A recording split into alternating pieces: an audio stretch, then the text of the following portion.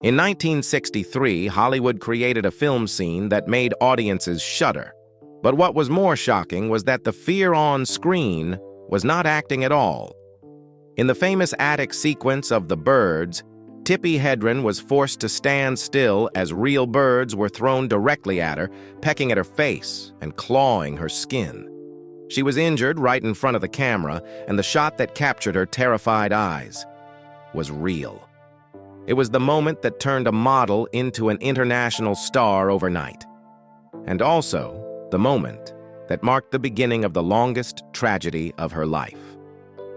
Because behind the glittering image of the perfect Hitchcock girl was a darkness no one wanted to tell.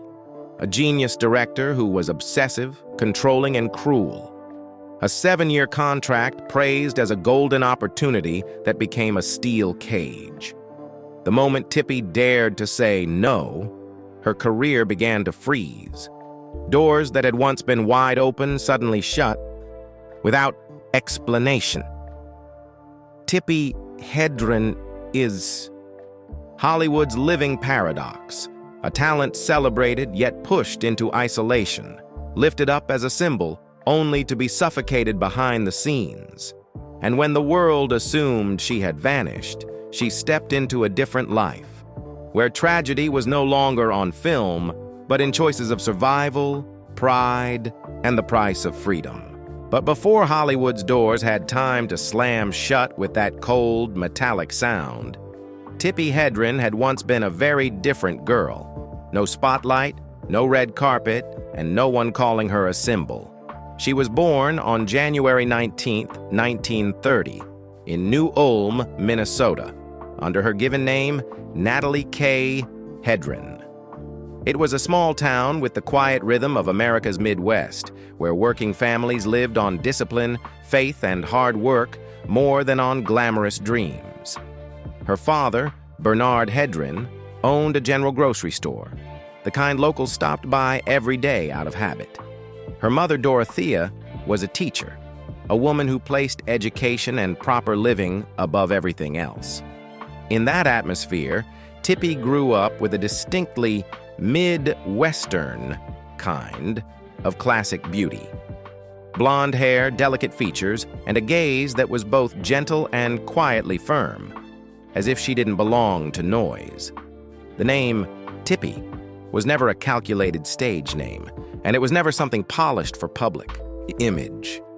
It was simply a nickname her father gave her when she was little, so intimate it could have vanished into ordinary life, yet it stayed with her for the rest of her life, like a thread connecting the Midwestern child to the woman who would later have to learn how to protect herself in a far harsher world. Even early on, her striking appearance began drawing attention. Local fashion shows, small advertisements, they were like the first doors cracking open. But her teenage years did not pass smoothly. While Tippi was still in high school, her father's health began to decline. The family was forced to leave Minnesota and move to San Diego, California, hoping the warmer climate would help him. That relocation quietly placed Tippi on a new trajectory. From a girl admired within the limits of a small town, she stepped into a world where beauty wasn't merely seen. It could become a ticket of fate. Moving to San Diego was not only an attempt to save her father's health. It was also the first time Tippi clearly felt something. In California, beauty was no longer just a compliment. It could become a profession. She continued modeling, and now the opportunities came faster, bigger, and more professional. Photo shoots, casting offers, industry eyes. Everything created a feeling that was both seductive and frightening, as if destiny was knocking, but no one had told her what the price would be. Tippi attended Pasadena City College with an artistic direction in mind. Interestingly, from the beginning, she did not step into show business with the mindset of wanting to be a star. There was always a private distance in her, a woman who valued control, who needed the sense that she still belonged to herself. But life rarely allows slowness to last. In 1951, she moved to New York, a city that swallowed the young through speed and ambition. There, Tippi's classic beauty did not disappear. It arrived at exactly the right time. Her face appeared on the covers of major magazines such as Life, the Saturday Evening Post, McCall's, Glamour. Those glossy pages made it look like she was living a perfect story. A blonde, Midwestern girl entering the center of fashion and immediately being handed admiration. But the public only saw the surface. Behind the packed schedule was the survival pressure of a woman who had to stand on her own. When her first marriage ended and she became a single mother, modeling was no longer a romantic choice. It became the way to pay bills, raise a child, and keep life from collapsing. Television commercial contracts appeared at exactly the right time. Steady income, but also continuous visibility on screen. The kind that made her face feel so familiar people would swear they had seen her somewhere. Tippi entered the world of commercials with the discipline of someone carrying a real burden, and that discipline shaped her into something rare, elegant, cool, never begging for attention, which only made the camera want her more. During that period, she also left a small dot on the map of cinema, a brief appearance in the musical comedy The Petty Girl. A light touch of a film set, not yet a grand dream, but enough for her to see that a larger door stood open in the distance. Then, after her divorce, she left New York and returned to California, bringing with her an entire life of hard-earned strength. A woman who understood that fame could arrive suddenly, but survival always demanded practicality. And then, just as she thought she was simply trying to live decently by her profession, a commercial became a spark. On screen, Tippi's fleeting smile lasted only a few seconds. But those few seconds were enough for one of the most powerful men in Hollywood at the time to see her and decide this woman would belong to him. And from that moment on, Tippi's life began slipping away from the ordinary orbit of a model simply trying to survive on her profession. She had no idea that somewhere inside the massive studio system, a pair of eyes was staring at the TV screen as if it had just found the perfect missing piece. Alfred Hitchcock saw Tippi in a diet drink commercial, Dart Soda, and his reaction was not that of a director discovering talent. It was closer to a man marking his target. He immediately ordered Universal, "Find the girl!" Just a few short words, but enough to set an entire machine of power into motion. Identify her, approach her, then place a 7-year contract on the table. For a woman who had been clinging to commercials to raise a child and keep life from collapsing, it looked like the gates of heaven. But that heaven had a lock, and the key was in the hand of the man signing it. Hitchcock quickly pulled Tippi into a work cycle she had never known before, training her, reshaping her, controlling every smallest detail in order to turn her into the precise Hitchcock girl he wanted. When The Birds was handed to her, it was an impossible leap. The lead role of Melanie Daniels, a part that demanded not only beauty, but steel nerves, the ability to stand upright inside fear. The film premiered in 1963 and exploded like a bomb. Audiences were stunned. Critics took notice immediately. Hollywood looked at Tippi as a leading lady already chosen for the new decade. On screen, she carried a kind of dangerous elegance, cool eyes, a proud stride, the exterior of absolute control. Yet inside, emotional fractures that made the character feel unsettlingly real. But the price of that reality did not come from acting technique. It came from cruelty. Before the attic sequence was filmed, Tippi was reassured that the attacking birds would be fake. Or at the very least, that there would be technical mechanisms to replace the dangerous parts. Then, on set, everything abruptly changed. The mechanical birds didn't work, and the solution became real birds. Not a few birds flying around for effect. Birds were thrown directly at her.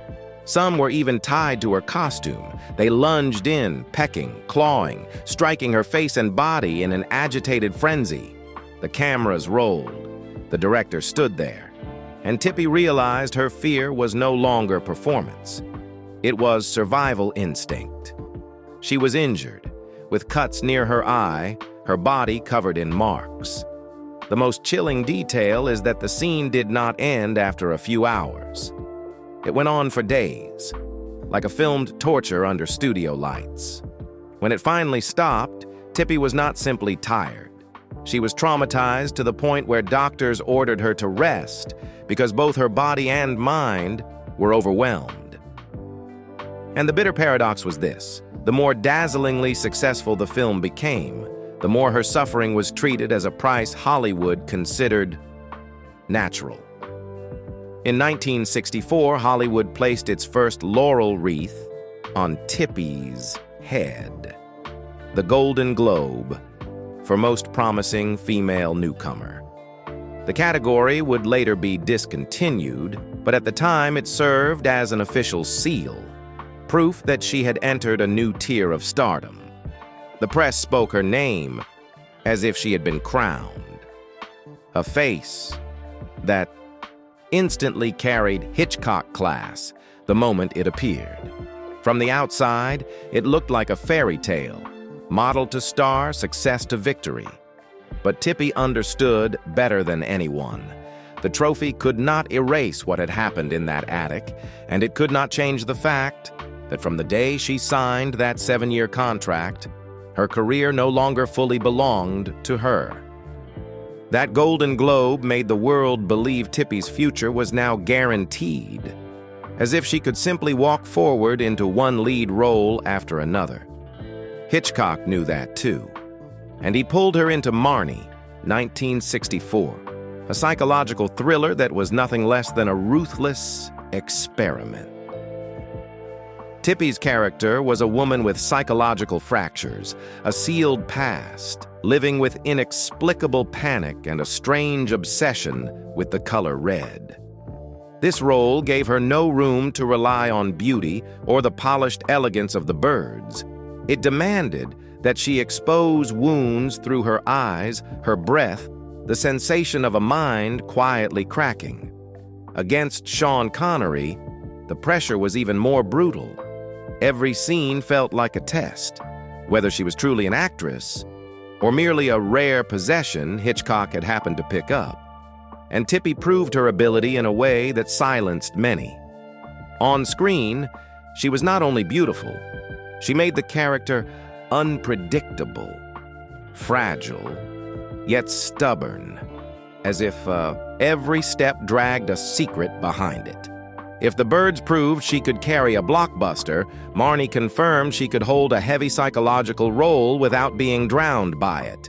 And that is exactly what made the paradox even more merciless.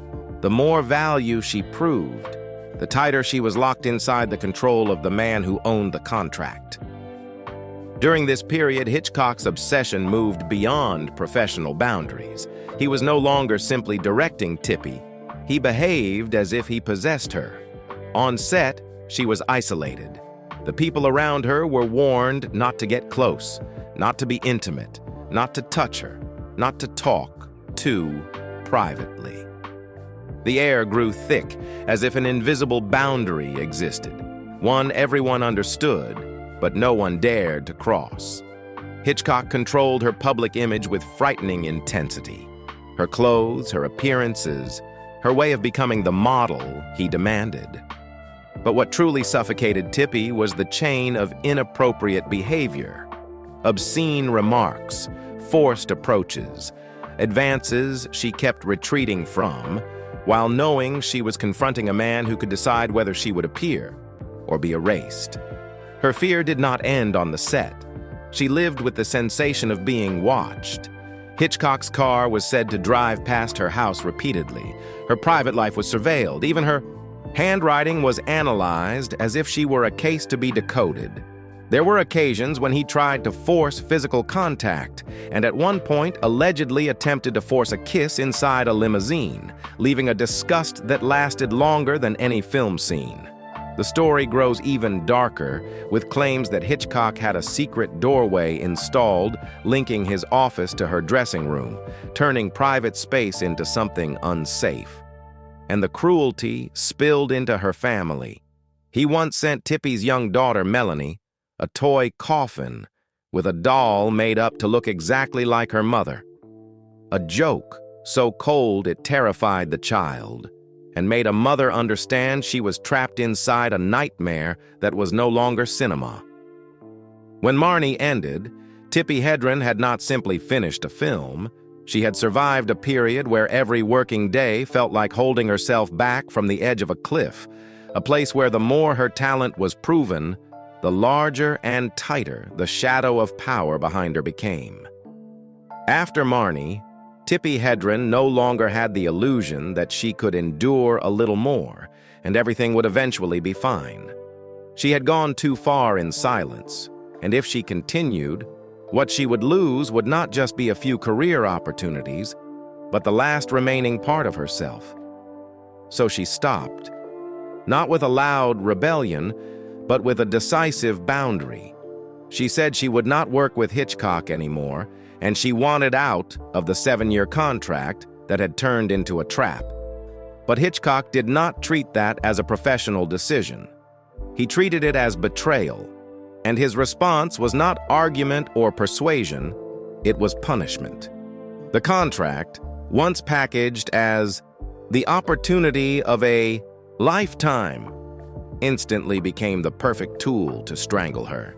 Tippi remained on the payroll, remained on the studio list, but was stripped of projects as if she had committed an unforgivable crime, a punishment so cold it was brutal, not allowing her to collapse, but not allowing her to live either. She existed on paper, but on screen, she was slowly blurred out, like a figure being erased from the frame. Worse still, every door outside was locked from the inside. Other studios that wanted her had to go through Hitchcock, and he only had to say one short sentence to stamp her fate. She's not available. No explanation, no reason, no negotiation, just one line, enough to kill every opportunity before it could even reach her. And so, Tippi fell into the strangest state an actress can experience, being paid to disappear. Outsiders saw a star who suddenly stopped appearing, while she had to live with the sensation of being stripped of the right to exist, even while her fame was still burning hot. Years later, when recalling the moment she confronted Hitchcock directly in a Variety interview, Tippi did not avoid the truth that he had threatened to ruin her career. But she also didn't tell the story in a voice of self-pity.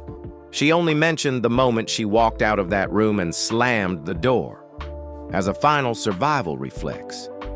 The way a woman saves herself from a kind of power too dirty to name. Still, the closed door did not mean the sky instantly opened. It was only the beginning of a long silence, a stretch of time where Tippi was both trapped and forgotten.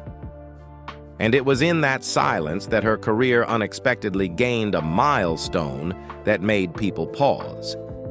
In 1967, Tippi Hedren's name appeared attached to a countess from Hong Kong, a project directed by Charlie Chaplin, starring Marlon Brando. It was not the kind of role that saved a career, but it functioned like a rare seal in her professional record. A woman once held under life and death control by one genius still managed to pass through the orbit of another cinema monument. In an entire generation, very few actresses could place Hitchcock and Chaplin side by side within the same career path. Tippi belonged to that rare group, a mark both dazzling and painful, because it showed how close she once stood to the summit, before being dragged down simply for daring not to belong to anyone. After the Chaplin milestone, What Tippi Hedren felt most sharply was not the absence of spotlight, but the coldness of the system. By 1968, she was still working, still filming, still appearing in scattered roles in film and television. But nothing was the same. From a face once viewed as the chosen star, she was pushed into a half-existence, not publicly erased, simply allowed to fade. Hollywood knows how to kill a career without smearing a name. It only needs to let people forget you long enough, until you yourself must beg for the right to be seen again. By 1970, her project choices revealed that shift clearly. Satan's Harvest appeared as a signal. Tippi began moving into exotic and genre-driven projects, more market-oriented than prestige-driven.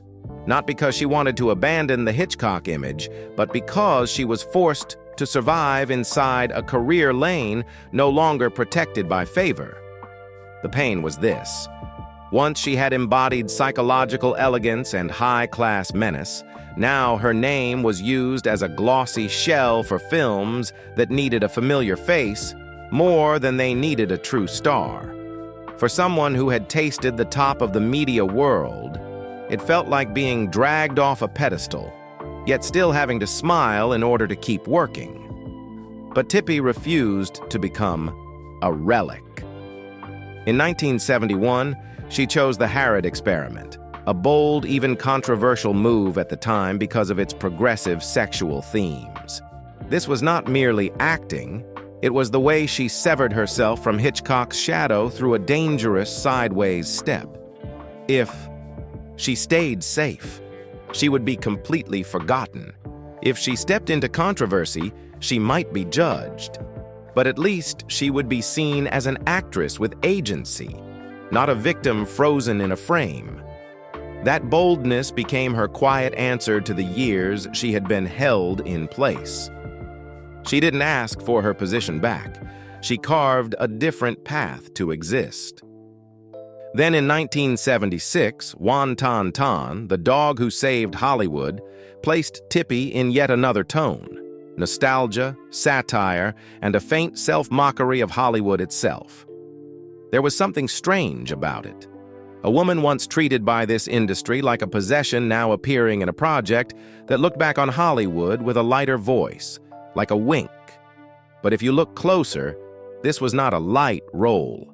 It was a strategic move.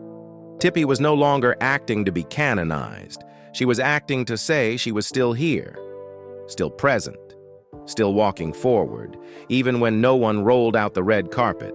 And in an industry that replaces women the way it replaces posters, not disappearing can sometimes be the most brutal kind of victory. While Hollywood grew accustomed to seeing Tippi Hedren as a name that was once brilliant, she walked straight into a gamble that would bind her entire life to two haunting words.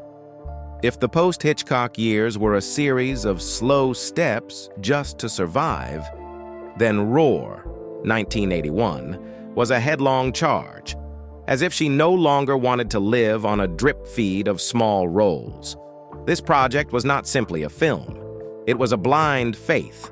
That family could create a miracle, that love for animals could be transformed into cinema, that if you were daring enough, fate would be forced to make room.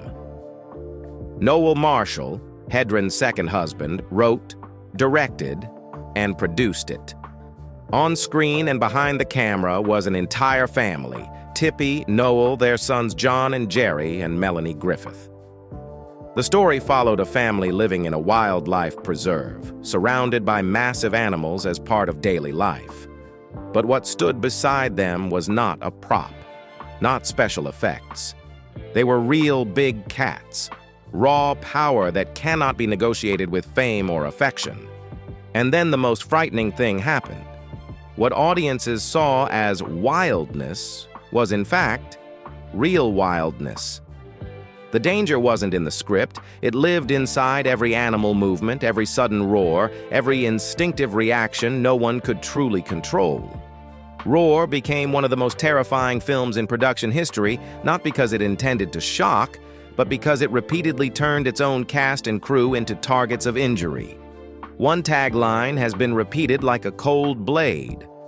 No animals were harmed, but 70 cast and crew members were injured.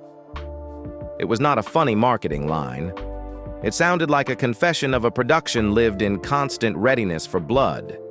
For Tippi, this was no longer about proving professional toughness. It was the experience of stepping onto set every day as if stepping into a place that wasn't safe, where everything could end because of a claw swipe or a sudden head whip. The price the family paid was almost unimaginable. Tippi was bitten by a lion so severely she required 38 stitches, broke a leg, and suffered multiple scalp injuries, as if her body had been dragged through a battle. Noel Marshall was injured repeatedly and ultimately hospitalized with a serious infection so severe it risked gangrene. And Melanie Griffith, the daughter who followed her mother into that cinematic dream, suffered an attack so brutal she needed facial reconstructive surgery. At that point, Roar stopped being a film. It became a family scar. What people call passion revealed itself as something unforgiving. It doesn't ask how much you're willing to sacrifice. It simply takes until you have nothing left to give.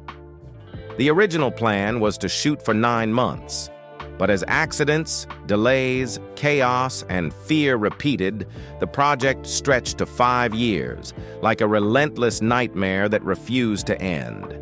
And when the film was finally completed, the second blow came in the most ruthless form: money. Roar cost around $17 million, but earned only about $2 million. A commercial failure that crushed any hope of saving a career. Tippi wasn't restored to the top. Hollywood didn't reopen its arms as if welcoming a woman who had achieved the impossible. What remained was a distorted legend, a film so insane it could never be repeated, so brutal it made people shiver whenever it was mentioned, and so haunting that Tippi Hedren's name became permanently pinned to it, not as a victory, but as evidence of a moment when she placed her body, her family, and her future on the table, and paid with real blood. When Roar finally closed like a wound that could not be hidden, blood, scars, surgeries, and the price the entire family carried, people often looked at Tippi Hedren as a woman who was reckless to an extreme. But if you trace it back to the beginning, you see that Tippi's nature was never simply recklessness. She was the kind of person who learned to place her fate in her own hands early, even in love. Before she became Hitchcock's muse, before power crushed her, and before she threw herself into that insane adventure with big cats, Tippi had already lived through a first marriage. Not glamorous like the spotlight that came later, but the place where she first learned how to love, sacrifice, and endure like a young woman who believed that if she was patient enough, happiness would stay put and not slip from her hands. Tippi met Peter in the early 1950s, when she was still very young and entering adult life through modeling. At the time, Peter was a young actor trying to hold on to the stage and the screen. Tippi carried that classic American beauty, soft yet sharp, and she was noticed quickly. They came together through the harmony of youth, both living inside the entertainment world, both believing the future was close. In 1952, Tippi married Peter Griffith, a romantic decision from a girl who truly believed marriage was a harbor, a ticket that would place life on a stable track. Only a few years later, reality began peeling away the dream. Peter did not break through as hoped. His acting career lost momentum early, leaving only a few minor traces before fading. Tippi, on the other hand, moved faster. She kept modeling, appearing more and more in advertising campaigns and commercial opportunities. In a marriage, that imbalance is not only about money, it is about role and identity. A man who once wanted to be the pillar suddenly faces the risk of becoming the +1. A woman who once only wanted to build a home is forced to become the bigger earner, and when an ego gets chipped, love begins to crack through the smallest details. In 1959, Tippi gave birth to their daughter, Melanie Griffith. That should have been the moment the family sealed away instability and began a peaceful chapter. But instead, it made the pressure heavier. Tippi was no longer a young wife who could endure uncertainty with hope. She became a mother. Responsibility for Melanie forced her into a colder kind of practicality. She took on more work to keep life from collapsing, especially television commercials, which gave her steady income and made her name more visible. Meanwhile, Peter struggled to stay upright under the feeling of being left behind. One person runs outward to keep the family afloat. The other withdraws into disappointment. They live under the same roof, but move on two tracks that no longer match. The marriage lasted about 9 years and ended in the early 1960s. Tippi became a single mother while still very young, carrying Melanie and one bitter truth. Love cannot save a marriage once life starts demanding invoices. And it was precisely in that period of forced self-reliance that the commercials she did to raise her child accidentally became the door of destiny. Because only a few years later, one of those commercials caught Alfred Hitchcock's eye. Tippi entered Hollywood's A-list not from a red carpet, but from a divorce, and a stretch of years where work was simply how she saved herself. After her first marriage collapsed, Tippi Hedren walked into Hollywood with the posture of a woman used to holding herself up, working to raise a child, standing tall so she wouldn't be pitied. That mindset made her both strong and vulnerable to anyone who knew how to give her the feeling of being protected. In the fractured, lonely post-Hitchcock years, when her career was cut off mid-stride, when major doors slammed shut because of a 7-year contract, Tippi met Noel Marshall, a man who did not arrive with the glamour of a star, but with a different kind of pull. Production power, organizational ability, and the feeling that he could rebuild a life that had been torn apart. Noel was a producer and production executive in the industry, with major projects behind him. Beside him, Tippi no longer had to ask for opportunities the way she once did. She saw in Noel something even more practical than love, a base of professional and emotional support, especially after she had lived long enough with fear to understand that affection without power can sometimes be crushed easily. Their relationship did not erupt with naive fireworks. It grew through an adult kind of attachment. Two people who had already taken hits, who carried family responsibilities, who brought their past lives with them. Noel entered Tippi's world and Melanie Griffith's world, not only as a lover, but as a man willing to take on the hard part, living with a woman Hollywood now viewed with cold eyes, living with a child growing up amid constant change, shooting schedules, and the echo of a broken marriage. They held on through the years when Tippi tried to rebuild after Hitchcock, television work, market-driven projects, steps that required patience more than glory. Noel arrived as a man who seemed to say through action, "You can start again." And when a woman has had her choices stripped away for too long, a man who returns the feeling of being chosen again can become almost addictive. They married in the early 1970s, a marriage where love was tightly braided with work, ambition, and a growing, dangerous dream, living with wild animals as an ideal.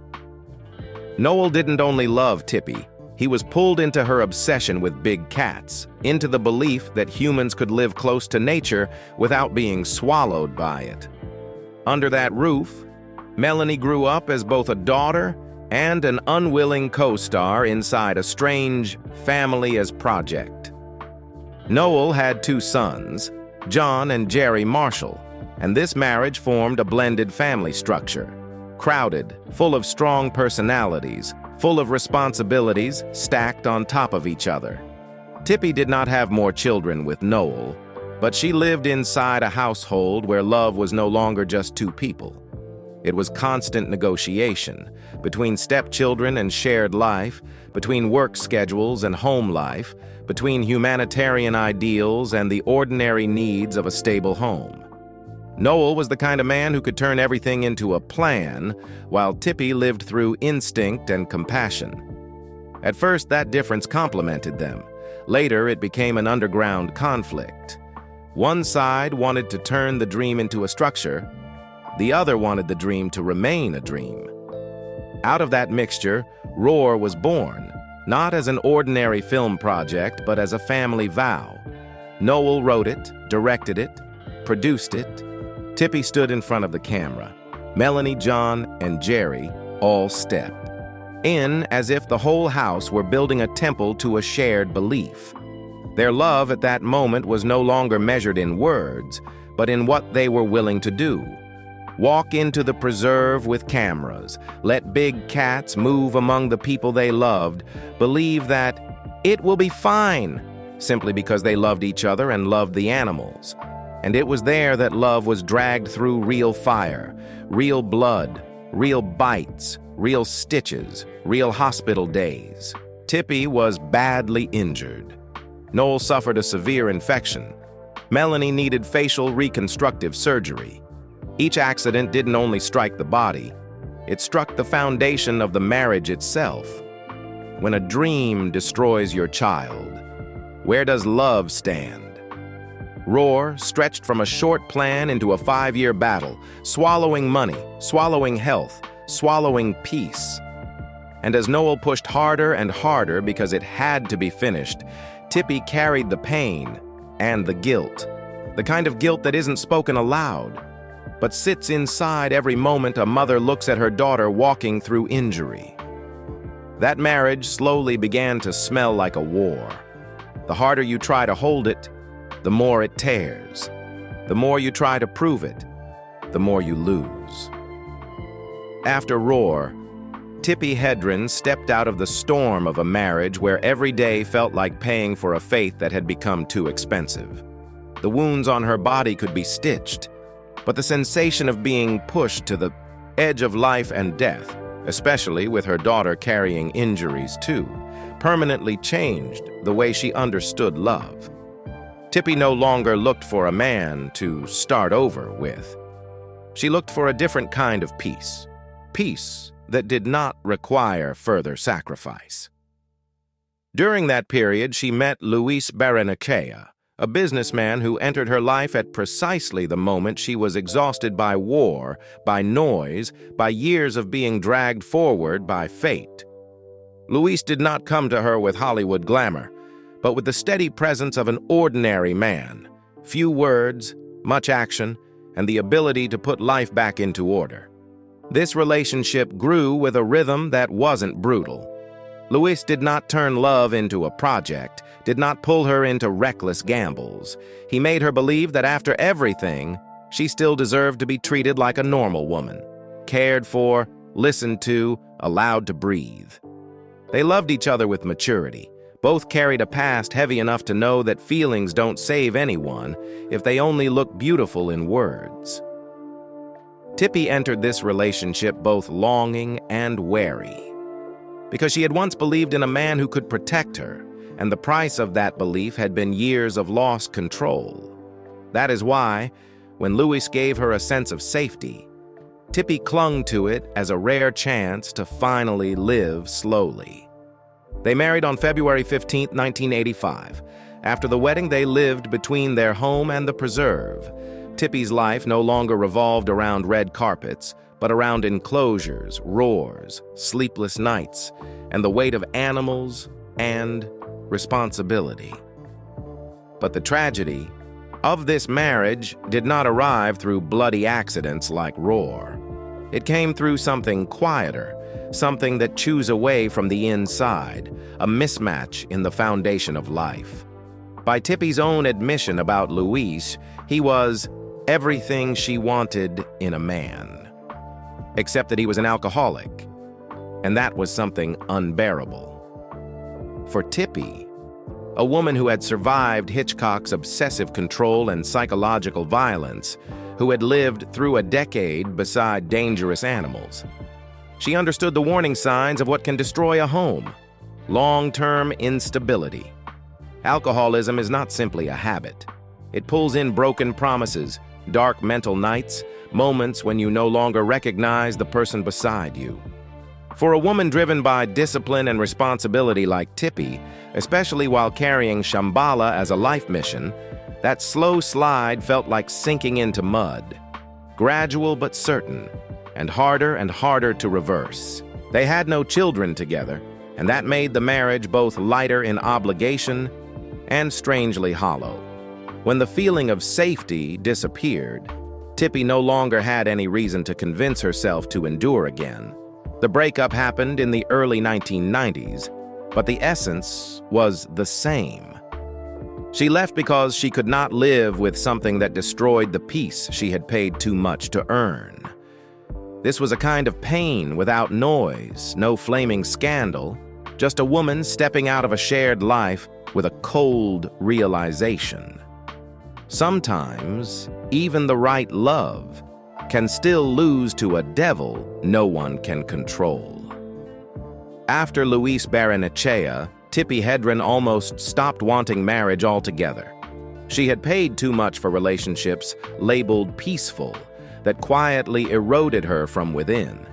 So in those years, Shambala became the place where she truly lived, working, rescuing, caring for big cats, and keeping herself upright through discipline.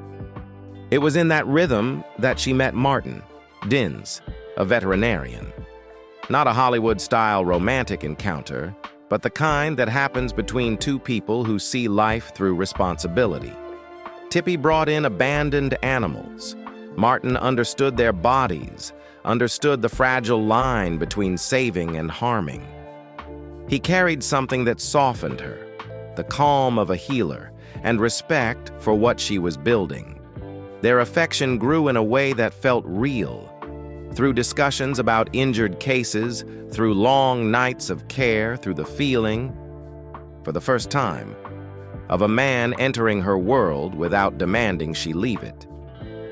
They came very close to marriage, even became engaged, because Tippi believed that after so many storms, she had finally found a man who did not bring war. But a detail that seemed small became a crack that could not be repaired: their views on declawing. For Tippi, it wasn't technique or convenience, but an act of stealing an animal's survival instincts. She had spent her entire life rescuing animals damaged by human ownership. She could not bind her life to someone who accepted that practice, no matter how much he loved her. The relationship ended without noise, without scandal, just a cut that was cold and painful. Tippi chose to walk away, holding on to principle the way she held on to the last of her self-respect. Because at that age, she no longer needed love at any cost. She needed a love that would not betray what she believed was right. After Martin Dins, Tippi Hedren almost completely let go of the idea of searching for another marriage. She had learned enough about how a relationship can begin in tenderness, yet end with someone having to lift themselves up from ruins. Her world now narrowed to the place she could control: Shambala, the big cats, quiet mornings and long nights without the glare of stage lights. No applause needed, no recognition required. Just the strength to care, to rescue, to keep the promise she had made to the lives she chose to bind her own life to. And because she lived with such careful privacy, every time Tippi appeared in public felt like a rare door opening. In 2025, when she turned 95, the world spoke her name again, not because of a new role, but because of something deeply ordinary: her daughter Melanie. Griffith posted a birthday video in tribute capturing Tippi at a very advanced age, eyes still bright, calm, carrying the distinctive pride of a woman who never allowed her life to be defined by victimhood or tragedy. News sites repeated it not out of curiosity about age, but because of the almost unbelievable feeling behind it. The woman Hollywood once tried to bury, the woman who bled on set, who lived among lions and accidents, was still there. As if fate had tried everything, yet could not break her. People mentioned Shambala as the true chapter of Tippi's life. The place where she lived deeper than Hollywood, where she withdrew from the spotlight to keep the final right of decision in her own hands. And strangely, the quieter she became, the louder that legacy echoed. Even in fashion and pop culture pieces, Tippi's image in The Birds is still referenced as a standard of classic presence. Beauty without weakness, elegance with a chill, a kind of poise you see once and never forget. Tippi Hedren's legacy is not measured by how many films she made, or by the fact that she was once Alfred Hitchcock's brilliant discovery. It rests on something far harsher. She was a woman who survived being deliberately crushed by power and still refused to become a sad warning story. Hollywood tried to define Tippi through one role, one beautiful face, one 7-year contract that looked like a permanent ticket. But behind that ticket was a cage. And when she refused to belong to that cage, the system showed her its true nature: enforced silence, blocked opportunities, years of disappearance right after she had touched the peak. People often remember Tippi through The Birds and Marnie, the two films that turned her into a classic icon. But her real legacy belongs to what cinema could never capture: a woman who refused to trade dignity for career survival. When power called it stubbornness, she called it a boundary. When the system wanted her silent for the sake of smoothness, she walked out, even though the price was losing the future every actress dreams of. Tippi didn't win through dazzling comebacks. She won by not letting them take away her right to own herself. What makes Tippi extraordinary is this: after being pushed out of the spotlight, she did not turn her life into a tragic ballad begging for sympathy. She traded what remained of her life for something else, a meaning larger than fame. Roar made her bleed, left her family scarred, and ensured her career could never be revived in the traditional way. But from that point, Tippi stepped into a different kind of role, living among big cats, protecting them as if protecting the last fragment of conscience in a world addicted to possession. Shambala is not a decorative side chapter in her biography. It is a silent declaration, sharp as a blade. If Hollywood once turned me into property, then for the rest of my life, I will live as a free woman. There is a painful paradox in Tippi Hedren's story. She entered legend through beauty, but she is remembered forever for courage. She didn't only make people afraid in The Birds, she made them shiver with the truth. Some tragedies don't live on screen. They live behind the camera. And some people, even when knocked down at the very moment they should have flown highest, can still stand again. Not to take revenge, but to live a life no one controls anymore. If you've ever been haunted by Tippi's gaze in The Birds, leave a comment. What do you remember most about her? The iconic beauty or the real-life courage? And if you want to keep exploring legends we thought we already knew, only to discover the truths behind them are enough to leave you silent, support the channel with a like and subscribe so we can keep telling stories that matter like this one.